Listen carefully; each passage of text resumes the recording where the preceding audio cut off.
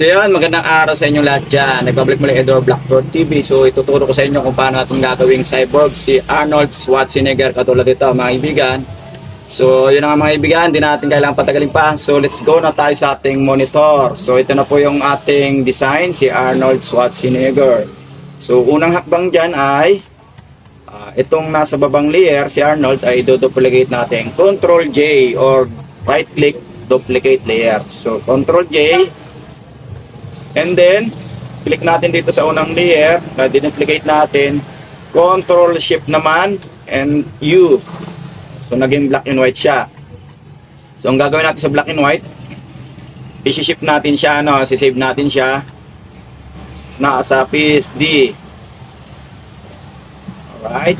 Pangalan natin ng Arnold. So, ipapakita ko sa inyo mamaya kung paano natin siya gagamitin. So, ito na siya. I-save natin siya as a PSD. So, save. And then, okay. Na-save na natin. I-delete na natin tong black and white na si Arnold. Delete natin, So, yan. So, ipapakita ko na sa inyo yung design niya na gagawin natin sa cyborg. Ito na po siya. Ang gagawin natin dyan ay select natin dito sa filter, distort, and displace. And then, okay. So, yun na yung gagamitin natin dun na yung ginawa natin black and white. I-click natin dito. And then, open lang natin, Ito na po yun. Click lang natin open. So, yun mga kaibigan. Na-click na natin. So, okay na mga kaibigan, Ang susunod namin natin yung hakbang dyan ay pupunta tayo sa dito sa may bilog na ito. Mag-add tayo ng layer mask, layer mask. And then punta tayo ng brush tool. Ibabrush natin yung mga hindi natin kailangan. So ayan, So, ang gagamitin natin ay yung brush tool na hindi solid. Yung ito lang, So, yan mga kaibigan.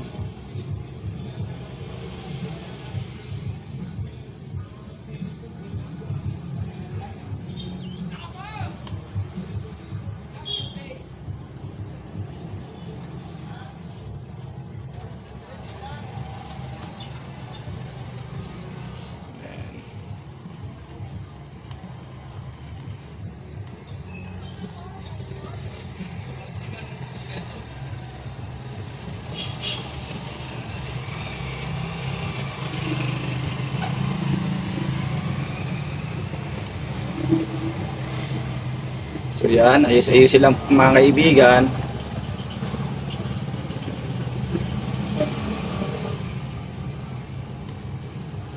Okay natin, pag alam natin okay na.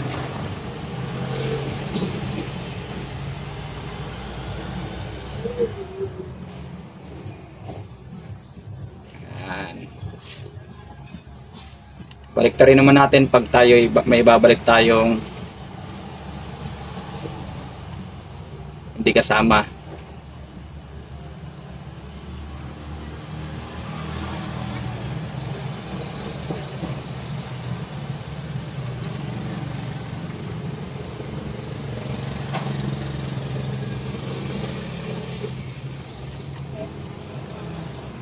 Balik natin ulit.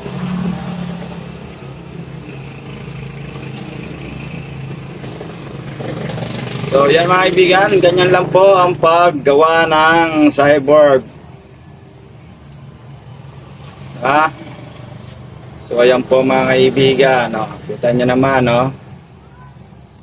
yung cyborg na si Arnold again. So yun lang po mga kaibigan, ganun lang po kadali. Thank you very much for watching. Sana may natutunan kayo. Thank you.